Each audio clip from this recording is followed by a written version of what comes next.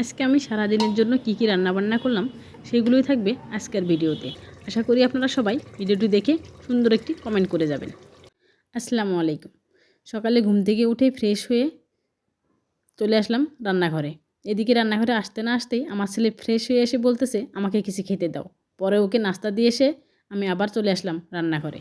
রান্নাঘরে এসে আমি পেঁপে কেটে রেখেছিলাম। পেঁপেগুলো ধুয়ে নিয়ে, মুসুর ডাল ধুয়ে নিয়ে, কাঁচামরিচ, মশলা টশলা সব কিছু দিয়ে আমি প্রেসারে তুলে দিচ্ছি। আপনারা কখনো এইভাবে খেয়েছেন কিনা জানি না, তবে আমি প্রায়ই এই সবজিটা খেয়ে থাকি।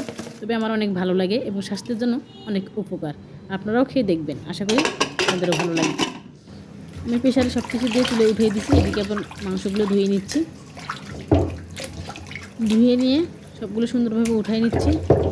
এর মধ্যে পেঁপে এবং মুসুর ডালের তরকারিটা হতে না হতেই আমার সিলিন্ডারে গ্যাস শেষ। পরে আবার দোকানে ফোন দিয়ে আবার সিলিন্ডার নিয়ে আসা হলো। এটা এখন সেট করে দিচ্ছি। দেওয়ার পরে এই যে দেখুন আমার পেঁপে এবং মুসুর ডালের সবজিটা। তবে বেশি সিদ্ধ হয়ে গেছে পেঁপেগুলা, জানি না কেমন লাগবে খেতে।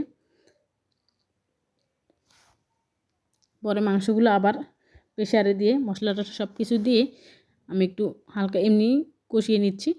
নিয়ে চুলে উঠিয়ে দিব প্রেসার কুকারে। প্রেসারে দিয়ে 2টা সিটি দিয়ে নিব।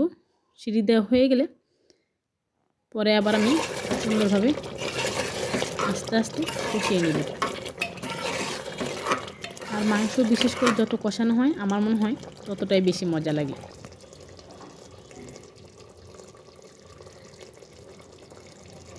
মাংসের মধ্যে যেহেতু আমি ঝোল রাখবো না, ওই জন্য আমি একটু আস্তে আস্তে সময় নিয়ে রান্না করতেছি। দেখুন অনেক সুন্দর হয়েছে মাংসের কালারটা। অবশেষে রান্না শেষ করে খেতে আসলাম সবাই। তবে আজকে অনেক দিন পর সবাই একসাথে খাচ্ছি 3 জনে মিলে। আমাদের সচরাচর সবাই একসাথে খাওয়া হয় না, এক একজন এক এক সময়ে খাওয়া হয়।